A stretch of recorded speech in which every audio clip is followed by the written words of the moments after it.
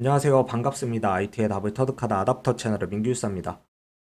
이번 시간에는 딥러닝 학습에서 마주하는 문제들이라는 주제를 가져와 봤고요. 이런 여러 가지 문제들에 대해서 소개를 드리고 이 문제들을 어떻게 해결할 수 있는지 해결 방안들에 대해서도 같이 공부를 해보는 시간을 갖도록 하겠습니다.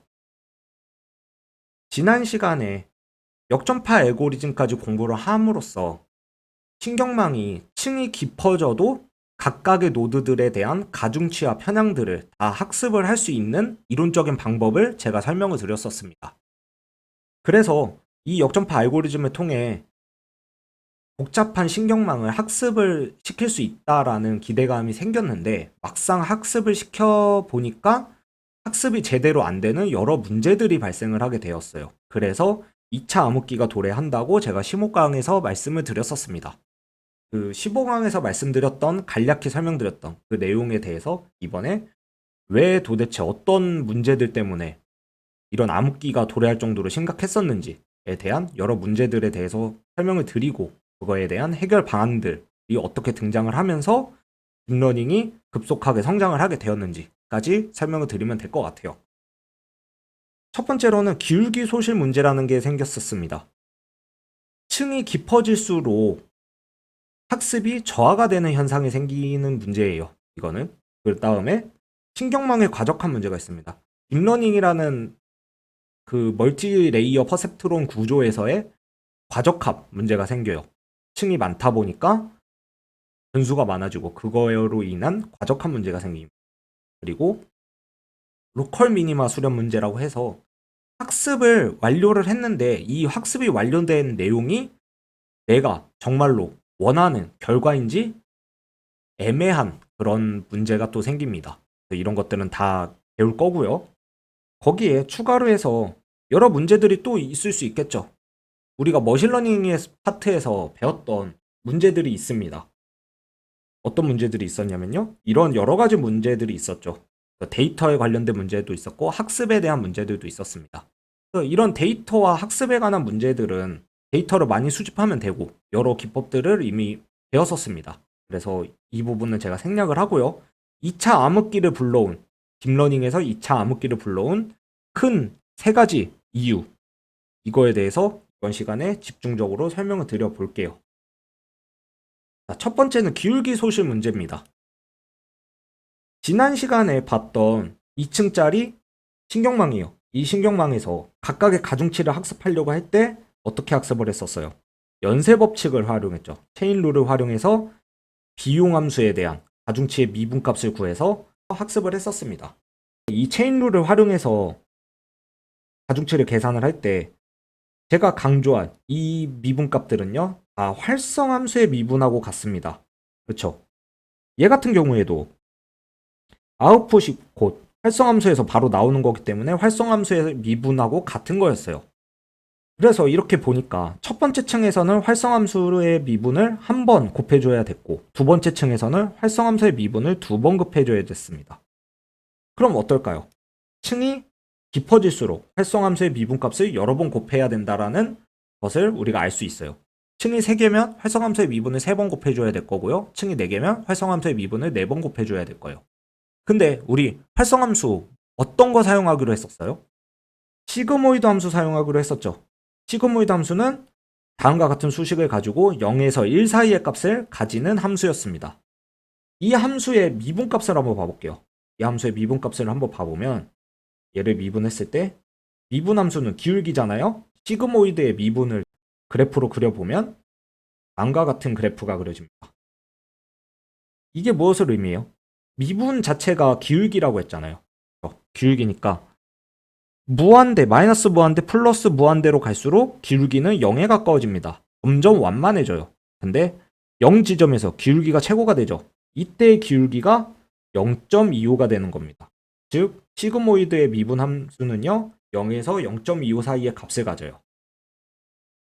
자, 그럼 돌아와서 기울기 소실 문제를 다시 보면은 이렇게 복잡한 신경망을 구현을 해서 역전파로 학습을 하려고 하는데 한 개의 층만 있을 때는 활성함수의 미분을 한 번 곱해줘요. 즉 0에서 0.25의 값을 곱해줍니다. 왜? 시그모이드 함수니까요.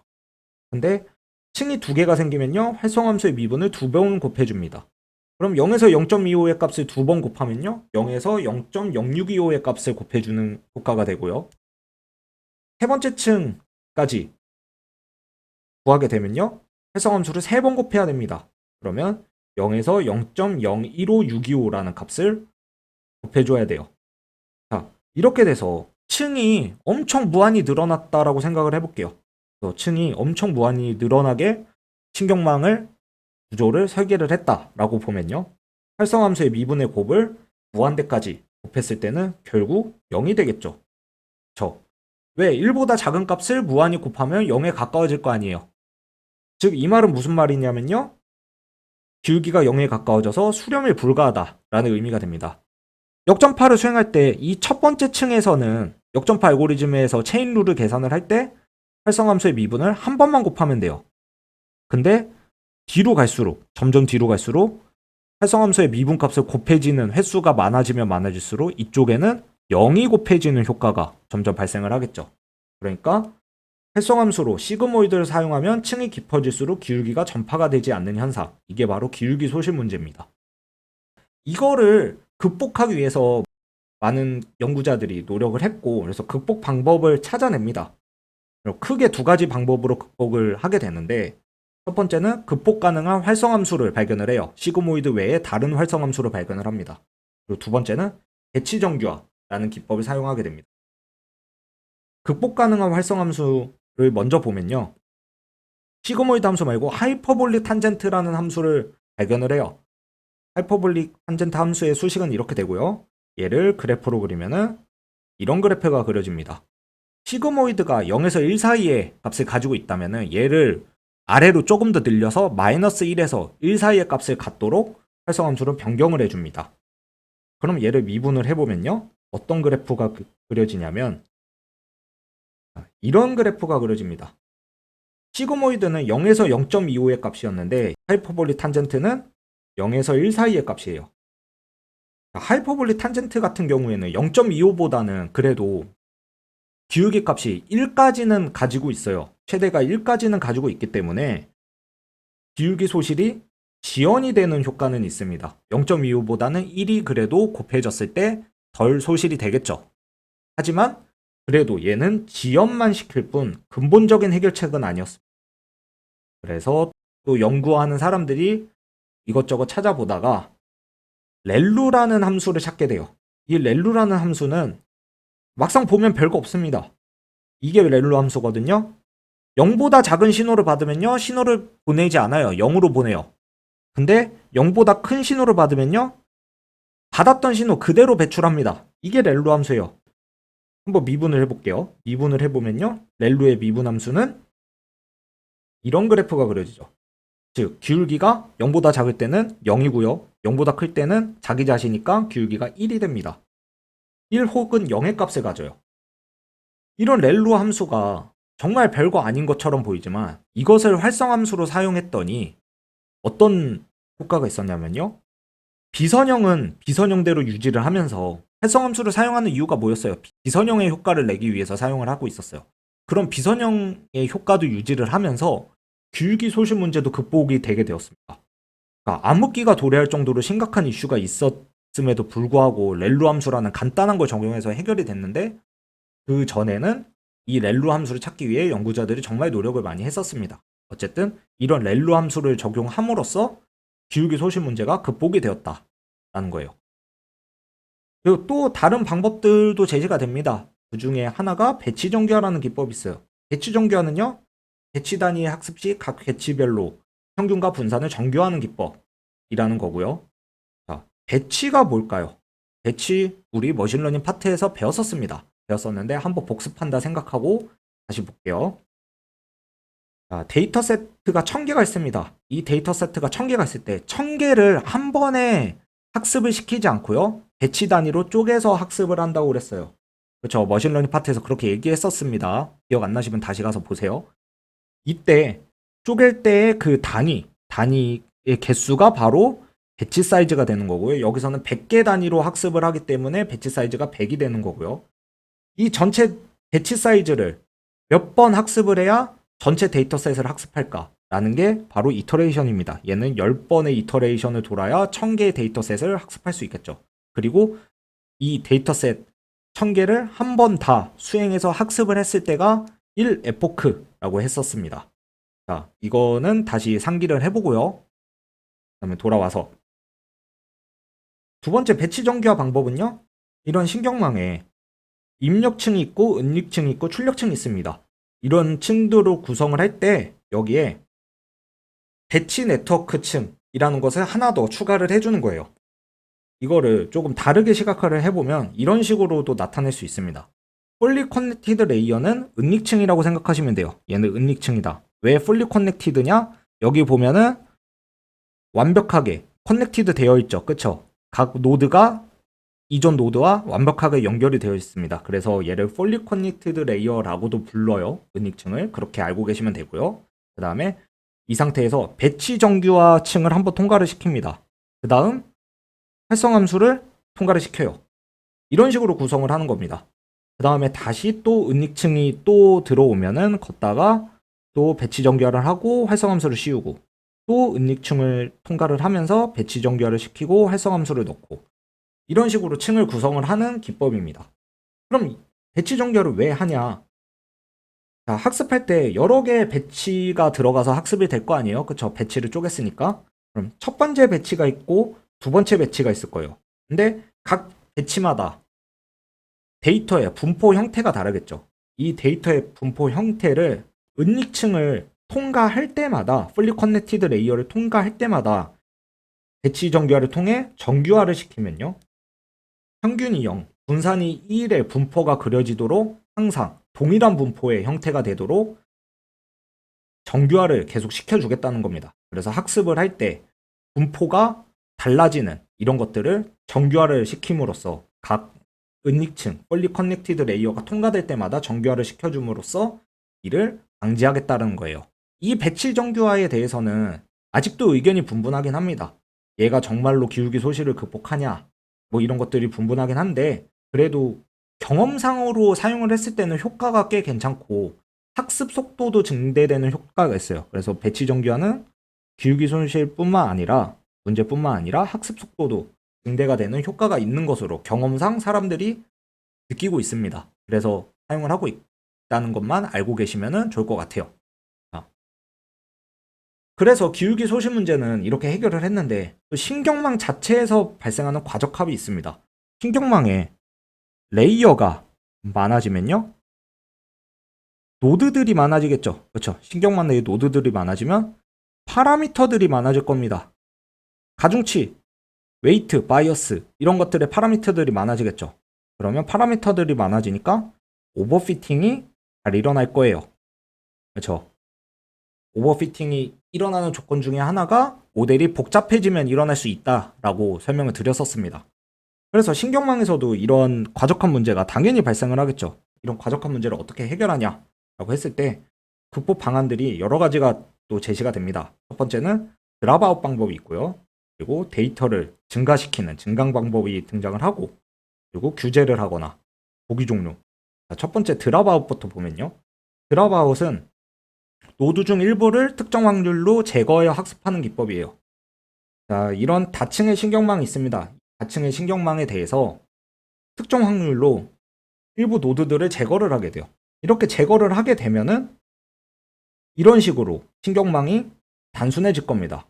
배치 단위로 학습을 할 때마다 얘가 특정 확률로 랜덤하게 노드들이 제거가 되면서 학습이 진행을 돼요.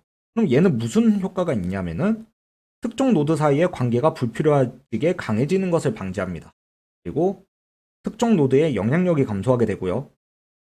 그로 인해서 강건한 신경망을 구성을 가능합니다. 대신 학습되는 노드의 수가 줄어들기 때문에 학습 속도는 저하가 되겠죠. 이 드랍아웃을 이렇게 비유를 많이 합니다. 어떤 한 반에서 선생님이 학생들에게 질문을 던집니다. 질문을 던지는데 항상 모범생인 학생만 질문에 대한 대답을 해요. 그러면은 그 학생만 학습을 제대로 하게 되고 나머지 학생들은 학습을 제대로 못하게 되겠죠. 그래서 선생님이 랜덤하게 대답할 학생들을 찍어가면서 대답하도록 훈련을 시킵니다. 그러면 반 전체 학생들이 골고루 학습을 하게 되겠죠. 드라바도 마찬가지입니다. 일부 노드만 학습을 하는 것을 경계를 해서 랜덤하게 노드들이 골고루 학습할 수 있게 일부 노드를 제거를 하는 거예요. 이게 바로 드랍아웃이라고 보시면 됩니다. 그 다음 방법은 데이터 증강 방법이에요. 데이터 증강 방법은 기존 데이터에서 새로운 데이터를 인위적으로 생성하여 데이터 양을 증가시키는 기법입니다. 우리가 머신러닝 파트에서 데이터를 더 생성하는 방법인 오버샘플링 방법에 대해서 제가 설명을 드렸었습니다. 이 오버샘플링 방법 외에 신경망에서 특히 데이터 증강이란 기법을 또 많이 사용해요. 왜 데이터 증강은 이미지 데이터에서 많이 사용을 하는데 이미지 데이터 같은 경우에는 신경망에서 학습을 하게 됩니다. 머신러닝에 제가 소개해드렸던 그런 모델들은 이미지 단에서는 학습을 할 수가 없어요. 그래서 신경망에서 사용을 하게 되는데 데이터 증강을 이미지에서 어떻게 증강을 시키냐. 이런 원본 이미지가 있습니다. 이런 원본 이미지를 뻥튀기를 할 거예요. 뻥튀기를 어떻게 할 거냐면요. 이제 증강을 하겠죠.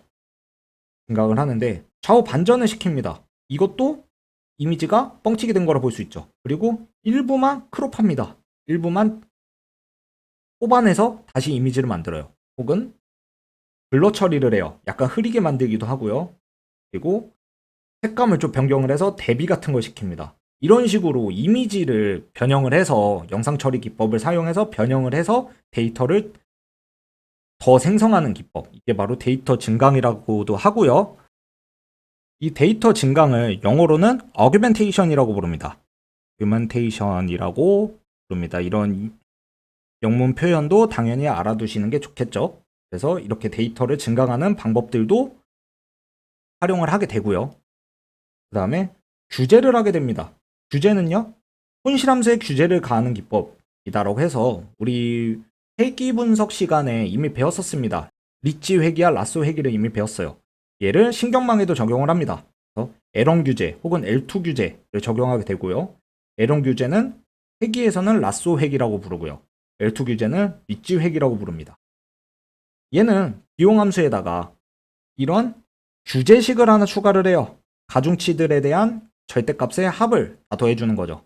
그리고 리치 회귀는요, 가중치의 제곱에다가 2를 나눈 이런 값들을 규제항으로 추계를 합니다. 그래서 에런 규제는요, 맨하탄 거리 기반이라고 했고요. L2 규제는 유클리드 거리 기반이라고 했어요. 이런 규제를 가함으로써 신경망의 과적합을 해소를 하게 됩니다. 근데 일반적으로는요, L2 규제가 일반적으로 학습 시 더 좋은 성능을 나타낸다라고 알려져 있습니다. 에런 규제는 이상치에도 민감하고요. 학습 속도도 그렇게 빠르지가 못해요. 하지만 L2 규제는 학습 속도도 빠르고 이상치에도 민감하다라고 알려져 있기 때문에 L2 규제를 보통 많이 사용합니다. 이거는 알아두시면 좋을 거고요. 자, 그 다음은 조기 종료 기법이 등장을 합니다. 모델이 과적합하기 전에 훈련을 멈추는 기법이에요. 자, 모델이 학습을 진행하면은 처음에는 오류가 엄청 크겠지만 시간이 지날수록 오류가 계속 감소할 겁니다. 학습을 진행할수록. 에포크가 뭐예요? 학습하는 횟수잖아요. 그거. 학습하는 횟수가 많이 지날수록 학습이 점점 되면서 오류가 점점 낮아질 겁니다. 이때 학습 데이터에 대한 오류는 낮아질 거예요. 이 학습 데이터에 대한 오류가 낮아지는데 이제 밸리데이션 데이터로 검증을 해봅니다. 얘가 정말로 학습이 잘 되었는지 검증을 해보는데 검증을 하면요, 점점 낮아지다가 다시 학습 성능의 오류가 높아지는 현상이 발생해요. 그때 이 구간은 언더피팅이고요, 이 구간은 오버피팅이죠. 즉 뭐예요? 학습이 진행되고 있을 때는 모델이 제대로 된 성능을 내지 못하는 상태가 됩니다. 그래서 오류가 계속 줄어요. 학습이 계속 진행할수록 학습이 점점 잘 되는 상태가 됩니다. 언더피팅의 상태에서. 근데 어느 정도 학습이 잘 이루어지고 나면요, 트레인 데이터에만 맞게 여기에만 맞게 학습이 진행되면서 일반화가 되지 않게 됩니다. 얘한테만 맞는, 이 트레인 데이터에만 맞는 상태의 모델이 돼요. 그래서 일반화가 되지 못하기 때문에 점점 이게 벌어지게 됩니다. 이 상태가 오버피팅 상태가 되죠. 그러면 얘는 여기서 학습을 계속 더 진행할 게 아니라 오버피팅이 되기 이전에 딱 멈춰버리면 되죠. 그렇죠? 여기서 학습을 종료해버리는 겁니다. 강제로. 이게 바로 조기 종료 기법이요. 이런 것들을 통해서 신경망의 과적합을 극복을 할 수 있게 됩니다. 그리고 마지막 문제가 있어요. 마지막으로 오늘 소개해드릴 문제는 극소점 문제라는 게 있습니다. 로컬 미니마 문제라고 해서요. 우리가 경사관법을 사용할 때 비용함수, 손실함수가 최소가 되는 지점을 찾는 게 목표였어요. 근데 복잡한 딥러닝 문제에서는 로스 함수가 단순하게 아래로 블록하지 않아요. 어떤 식으로 그려지냐면요. 이런 식으로 복잡한 형태의 형태가 그려집니다. 로스 함수가. 자, 이렇게 됐을 때 우리가 학습되고 나서 원하는 결과는 뭐예요? 여기 글로벌 미니마. 최소값이라 부르죠. 한국말로. 최소값.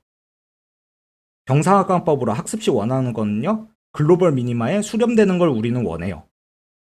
근데 이 지점에서 학습을 시작했다라고 한번 해볼게요. 그러면 경사를 타고 계속 내려가겠죠.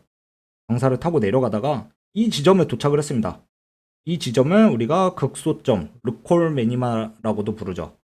이 로컬 미니마에서 기울기가 0이 되므로 기울기가 0이잖아요, 지금. 그렇죠? 그렇기 때문에 학습이 종료가 돼버립니다. 경사관법을 수행을 안 해버려요. 이런 문제가 생깁니다. 그래서 나는 경사를 타고 내려가면서 최소의 오차가 되는 글로벌 미니마로 학습이 되길 원했는데 학습을 하다 보니까 로컬 미니마에서 어차피 기울기가 0이니까 얘가 최소점이야 라고 끝나버리는 문제가 생깁니다. 그래서 제대로 학습이 안 되는 문제가 생겨요. 이 문제를 어떻게 극복하냐면요. 옵티마이저라는 게 등장을 합니다. 최초의 경사법법 그레디언트 디센트는요. 모든 데이터를 활용해서 기울기를 계산하며 이동을 하는 거였어요. 그러다가 SGD, 확률적 경사관법 같은 것도 등장을 했었죠. 랜덤하게 몇 개만 보면서 빠르게 이동을 했습니다. 이 두 가지들은 다 머신러닝 파트에서 경사관법 수업 때 이미 배웠던 것들이에요. 여기에 더해서 미니 배치 경사관법까지도 배웠었죠. 그런데 얘네들은 로컬 미니마 문제를 해결을 할 수가 없기 때문에 추가로 경사관법이 더 보완이 됩니다. 그래서 이런 식으로 보완이 돼요. 어떻게 되냐면은 기존의 경사관법에서 이동 방향 쪽으로 조금 더 개선을 해봅니다. 그래서 모멘텀이란 게 등장을 하는데요. 모멘텀은 이동하는 방향의 관성으로 더 이동을 합니다. 관성으로 더 이동을 해서 언덕을 뛰어넘을 수 있게 되기도 하고요. 그 다음에 스텝 사이즈 측면으로도 생각을 해봅니다. 내가 가봤던 곳은 보폭을 크게 넓혀서 이동을 하고요. 안 가본 곳은요. 보폭을 줄여서 세심하게 확인을 해가면서 경사를 따라 내려가요. 그리고 얘가 아다그라드가 또 발전을 해서 아다 델타라고 해서 종종 걸음으로 이동하는 것은 또 학습 속도가 느려지니 이런 건 방지를 하고, 그리고 RMS 프로브로 가서 이전 맥락을 봐가면서 보폭을 조절하며 이동을 하기도 하고요. 그리고 모멘텀과 RMS 프로브에 합쳐져서 아담이라는 게 등장을 합니다. 이거 외에도 NAG, 아담 같은 것들도 등장을 합니다. 보통 실무에서는 얘를 가장 많이 쓰게 됩니다. 얘를 사용을 하게 되면 뭐가 있어요? 로컬 미니마 문제 해결이 가능하고요. 그리고 추가로 더해서 학습 속도의 향상도 있습니다. 빨리 내려갈 때는 빨리 내려가고 천천히 내려갈 때는 천천히 내려감으로써 학습 속도의 향상도 기대를 할 수가 있습니다. 그런 옵티마이저들이 등장을 하면서 경사관법이 많이 발전을 하게 됐다라는 거예요. 자, 옵티마이저에 관련된 것들은 제가 이 정도로만 소개를 해드리는데 수식 같은 것들이 다 있습니다. 그 수식들이 필요하면요, 여러분들이 찾아서 공부하시면 되고요. 그래서 제가 봤을 때는 이 정도 수준만 알아도 어차피 계산은 누가 한다고 그랬어요? 라이브러리가 한다고 했죠. 그러니까 한 이 정도 수준으로만 알고 있어도 여러분들 제가 봤을 땐 충분합니다. 그래서 기존에 배운 경사관법, 미니배치 경사관법, 확률 경사관법 이런 것들로는 딥러닝에서 학습하는 데 많은 어려움이 있으니 이러한 다양한 옵티마이저, 최적화된 경사관법 기법들이 등장을 했구나. 그리고 이런 것들이 있구나 라는 정도로 알면 될 것 같습니다. 이렇게 해서 여러 가지 문제들과 그런 해결 방안을 배웠었습니다. 첫 번째는 기울기 소실 문제에 대해서 배웠고, 이 기울기 소실 문제를 해결하기 위해 렐루 함수를 적용한다. 그리고 혹은 배치 정교화 기법도 사용할 수 있다라는 거고, 두 번째는 신경망에서의 과적한 문제들이 있었습니다. 이 과적한 문제들을 해결하기 위해 드랍아웃 방법을 사용하거나요, 데이터 증강, 아규멘테이션을 사용하고, 혹은 조기 종료, 아니면 규제, L1, L2 교재 같은 것을 사용을 한다. 그리고 마지막으로 로컬 미니마 문제, 로컬 미니마점에 수렴하게 되면서 학습이 제대로 되지 않는 현상이 있기 때문에 경사관법 옵티마이저라는 것들을 사용해서 정사각법을 조금 더 효율적으로 할 수 있는 방법들이 등장을 하였습니다. 이런 다양한 기법들이 발견이 됨으로써 2차 암흑기는 끝나게 되고 딥러닝의 부흥이 시작되게 된 거라고 보시면 됩니다. 자, 그럼 오늘 수업은 여기까지 할게요. 수고하셨습니다.